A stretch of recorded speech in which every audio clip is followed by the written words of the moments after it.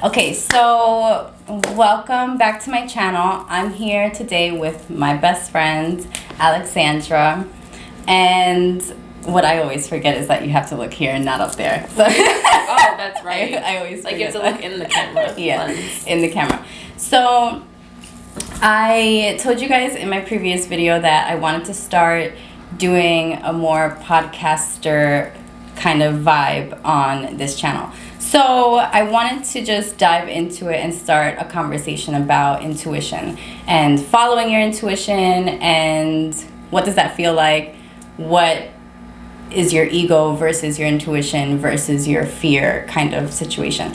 So since I'm new at all of this on YouTube, I felt more comfortable having my best friend here so that I can just like have a regular conversation about it and just talk about things in a different way where I guess we talk about this kind of stuff, but we don't really talk in much depth about, I mean, more recently I think we started talking about the spiritual stuff because Alex has more recently gotten into it, but it's nice to just really dive in it and see what everyone's thinking, what she's thinking, and you know, that kind of stuff.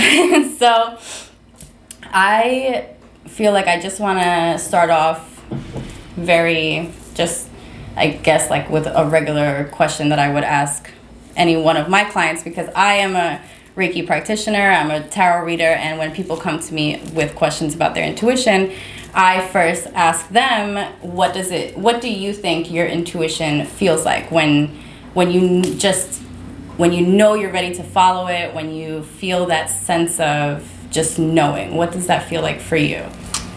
So for me personally, I feel like intuition is when you feel a sense of like pull or like you feel something more towards this thing. Yeah. You know, and you might not know what that thing is all the time because, you know, I still sometimes wonder like what I'm truly supposed to do. Yeah. Because I feel like that is what intuition is. Like it's within yourself and you're supposed to figure it out. Along the way. Because I feel like the reason why I love Reiki so much is because as a practitioner, what I'm doing is basically allowing you to get more in tune with yourself, and I'm basically teaching you how to listen to your intuition and how to make decisions that are best for you in your life and how to really pay attention to the signs and signals that the universe brings to you. So for me, I know that there are times where I know I really want to make a decision and I'm so like overthinking it, and then I overthink everything and everything's a fucking sign and everything's like, I start reading myself, like even as a tarot reader, I'll read myself 1,000 times, I'll pull cards, I'll look at readings on YouTube, and then all of a sudden, you know, it's too much information. Yeah. You know, and then it's like, is it my intuition or is it because I have all of these things in my head? You know what I mean? When it's like asking for too much help, when you ask for too many different opinions, and then it's like you don't know what's what anymore. So when do you know that you like that feeling that you can rely on? Like, how do you distinguish between, no, that's my anxiety, that's my fear, that's not my intuition? Well, I feel like anxiety is more of a like that, like for me, gut-wrenching feeling that you get when you're just like almost nauseous. Mm-hmm. Like that's how I distinguish anxiety, because between intuition or like knowing what to do when you are trying to make a decision. Because like you're saying, like when something is happening, you get all these signs and like things that are telling you which way to go, and you're not sure if you should follow these signs because you're looking up all this information. But you know, it's funny that you say that because I have had times where I do feel nauseous, and I do know that like in that moment my intuition hits me like it's and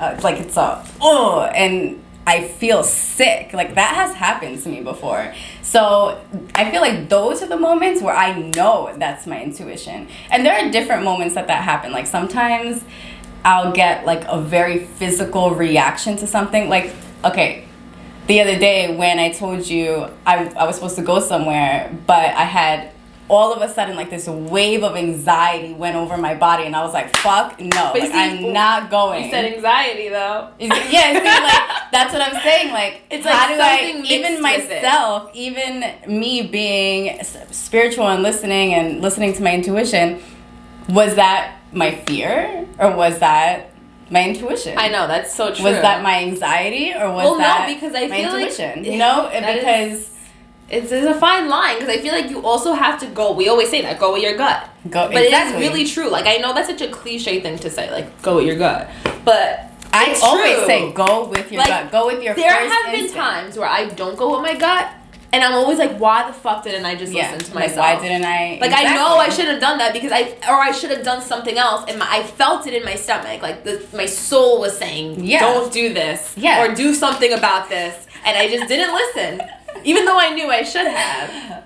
And that's the worst, because it's like you do feel that sick feeling in your stomach, like that gut-wrenching feeling. That's why they say listen to your gut. Exactly. So, and that's where I'm like, okay, so to flip that, and so I have people that come to me all the time, and they're like, let's make it very cliche, and it's like, should I be with this person? Should I be with this guy? Or should I continue, like, pursuing this person?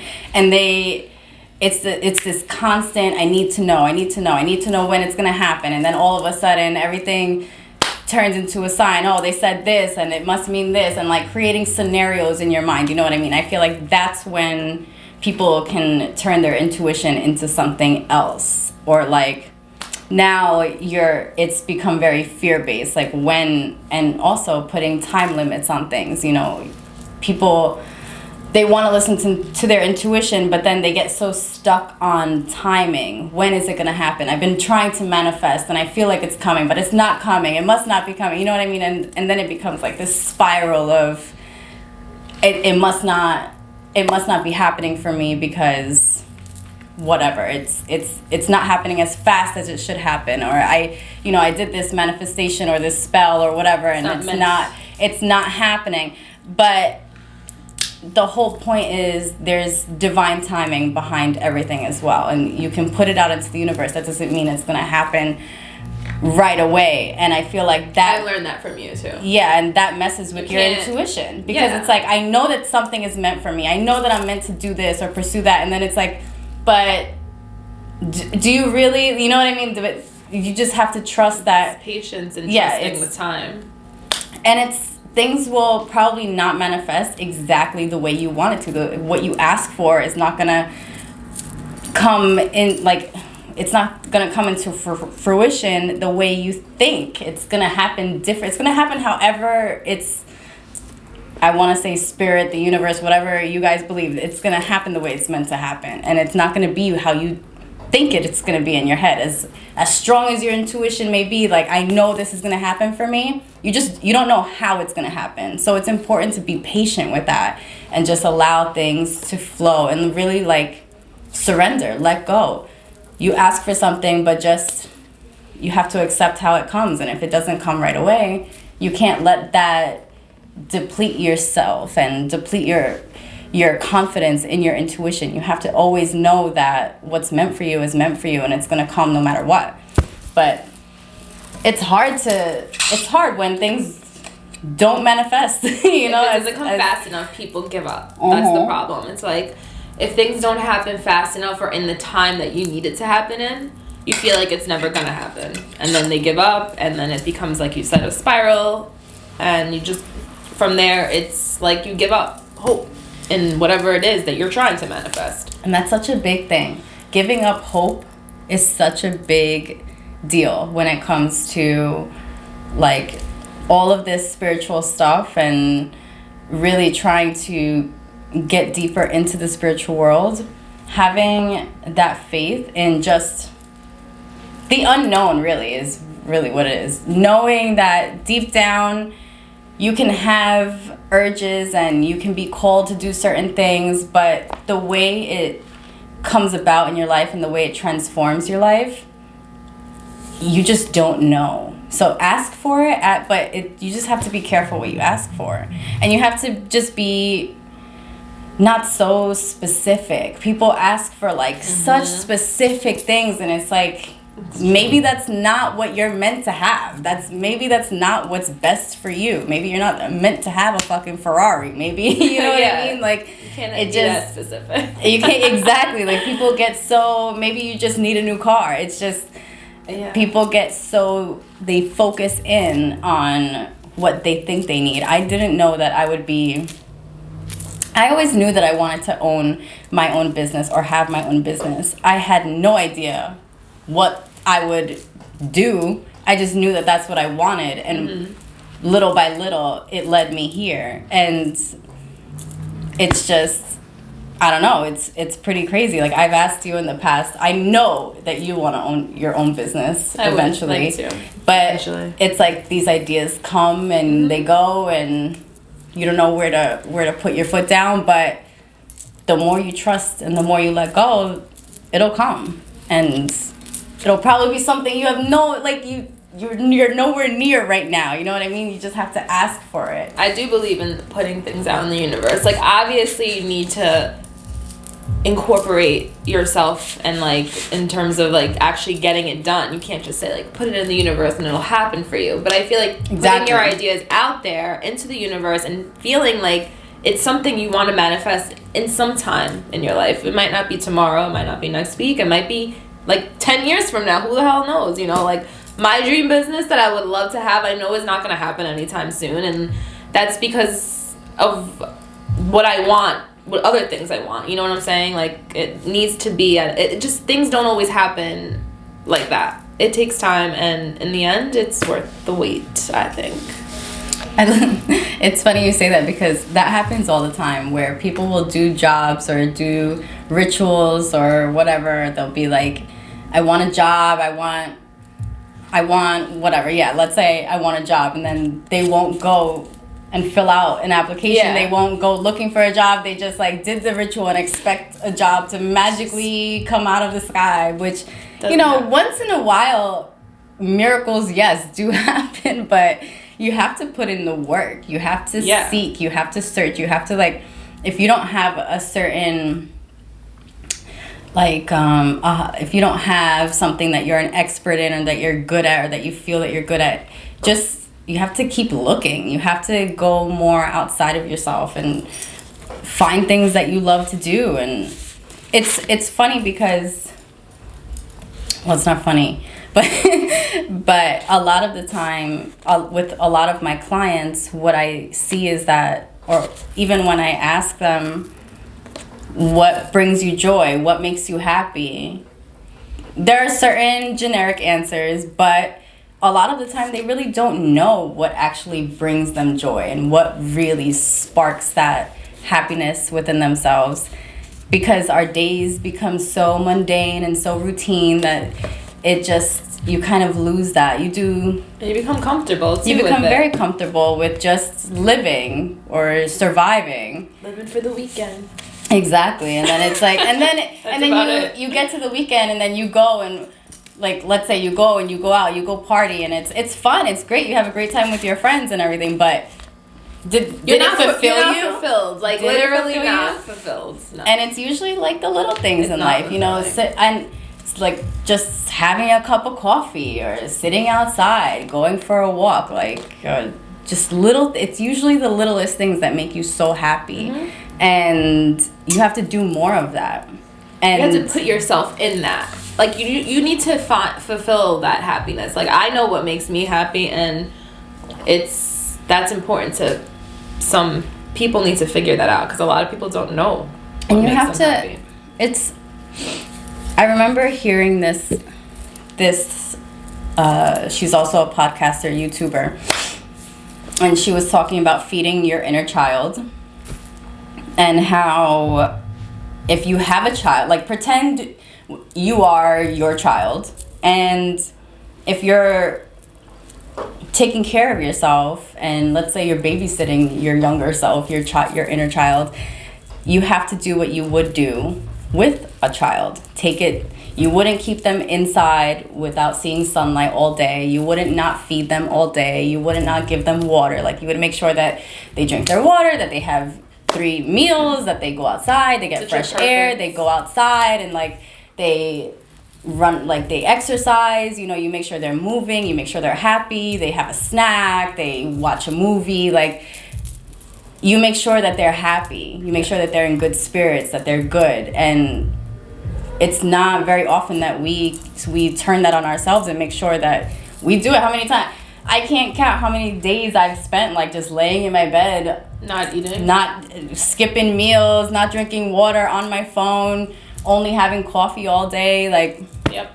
What? You know, Sounds not right. not going outside, not getting fresh. Like, I'll open the window, yeah, but like go for a fucking walk or move your legs. It's too cold outside, and it's like always excuse after excuse when really like it's fulfilling. That's the best word for it. It's like doing little things like that. Taking self-care is so fulfilling, and you don't realize it. It's the self-care, but people don't even realize that is self-care. But it is. It's almost.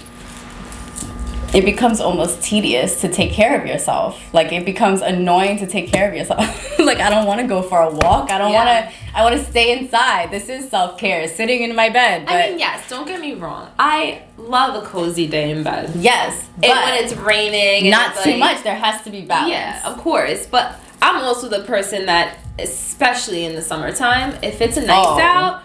Oh my God, I feel guilty if I don't go out. I literally feel guilty. I'm like, I need to go outside. I feel so guilty. I can't nap. There's no naps in the summer. Like, no sleeping in the summer. No, I'm you do up that in the winter. I'm up at 6. I'm up at 6. Not that I'm up at 6. She's up at 11:30. In the summer, I do sleep in a little more, but I've gotten better. I'm getting up earlier now. I am, like, when I'm not working. I do work and get up at normal hours when I work. But, so when I'm home, I do, like, tend to sleep in, but now that I go to bed earlier now, so I wake up earlier. Like, this weekend, I was not good, and I went to bed late, like 3 a.m., and woke up at, like, 11, and that affects me. Like, waking up at that time, I feel like it's the worst, because you look at the clock, and it's 4 o'clock already. You're like, yeah, listen, what happened? I wish I could sleep in. I really do. I can't do it. That's my own trauma. That's my own. But yeah, like, going out in the sunlight is so important. Even in the winter, like, it does do you good, you know, and self-care is important. Even if you are inside it, you know, going for a brisk walk around the block takes what? A few minutes at the most, and then going inside and doing things for yourself inside is good too. Like, just taking a bubble bath. I haven't taken a bubble bath. Yeah. I miss taking like an extra, well, I always take extra long showers, but yeah, like an extra long, or like, shower. yeah, like, actually, like, don't rush. Like, how many times not you rushing. Like, I know I do it. I know you love your showers. I love showering too, but like, sometimes I'm just like, oh, I gotta hurry. Like, I need to hurry. You know, I want to be out. I want to get out. I will schedule my whole morning around my shower. Like, I need. Yeah, like, it's important to, like, you know, like, go in the shower, relax, take your time. Because, you know? Yeah, I need to take my time. And what I have been trying to do is drinking my coffee mindfully. And what do you mean by that? Like, paying attention to every sip. Okay. And really, like, enjoying it and not thinking about other things. Usually I'm doing a million things and drinking my coffee, or like getting ready and drinking my coffee. I do that all the time. Yeah, and I'm not enjoying. I'm just drinking it because I know I need. I want my coffee in the morning. Like the old-fashioned movies, exactly, where they're sitting at the table, and they're drinking their coffee. I try so hard to lay in bed and sip my coffee sometimes and just like listen to relaxing music. But like you said, I'm doing this, and I microwave my coffee probably like 5 times. And that's which is where, like, I'm telling you, do it. Like, try to just take 10 minutes to sit there and drink your coffee and put some music on. I try to look out the window so I can see the trees and stuff. It's mindfully doing things, and you realize that starting your day off that way, it kind of sets the tone, and you realize that you start paying attention to more things that you do, and you start just being very present. It's about being present, because I'm very in my head, and we're both air signs, so we're always like in our heads. Besides on a work day, because obviously I can't not look at my phone, I feel like also starting your morning without looking at your phone right away. The first thing I do is grab my phone. Instagram, like my It's my such a bad thing. thumb just goes there. It just really it's automatic. Even when I'm trying to, I have to put my phone in another room in order to not pay attention to it. It's so bad. Because it's a like, constant. why do we need it? Click. We click, don't click. need it. It. We really don't. Like, there's this. No It's one's so. no one's even talking to me. Yeah, you just or like aimlessly scrolling. I mean, that's like the Aimlessly. worst. You know what I mean? That's the worst. I'm scrolling and I'm like, why am I even on? I don't even want to look at this right now. It's just so. It's a horrible. It's a habit. bad habit. And I Very feel like bad that's a habit. good thing. Like I'm trying to start my new year with. I said dry January, just for just you because. have to emphasize what Oh. that means. It sounds really. Oh God, I don't mean that. But damn. Poor Greg. Jesus. Dry Christ. January. I mean, like, no wine, whatever, no alcohol, just for January, just for me to, like, feel bad, like, good. Like, not because I don't drink, really, like, at all, but, like, I like to have wine and stuff like that sometimes at night, and, like, I feel like just cut it for the whole month of January as a nice little change. That's and gonna be then, interesting. and then, also, I want to just start my morning. Hopefully, like I can on the weekend mostly because I have work during the week, but like just not look at my phone right away, not like automatically do that. Just like even if it's not for a long time, just for like 30 minutes. 40 minutes. Yeah, I've been seeing a lot more of that on Instagram lately. Start your morning with an hour of no phone, no technology, unless it's like Put music on. Yeah. I love like that background, like the chill hop. yeah, Jazzy, like, I love lo-fi that. vibes. Those are totally my vibes. It's just nice to like have that night. It relaxes me so much, like just to have that like music in the background, and even if I'm like cleaning, it puts me in a better mood. Cause sometimes I get in a really bad mood when I'm cleaning, and I need to clean because I have OCD, but I still get in an annoyed mood sometimes. But putting that on changes everything. It does. It really does. Music just changes everything. Even like dancing changes everything. If I'm in a shitty mood or if I'm down or low energy, low vibe, I always dance. And now I've been dancing differently, where I used to dance like I dance at a club. At a club. Like just go crazy. Like whatever song's on, you dance to, yeah, like go put with on the song. some reggaeton and just like But I've been putting on more like tribal drumming music. You have a drum, don't you? No, I have a little You should a little dance bongo. with it. I almost said Congo. A little bongo at home.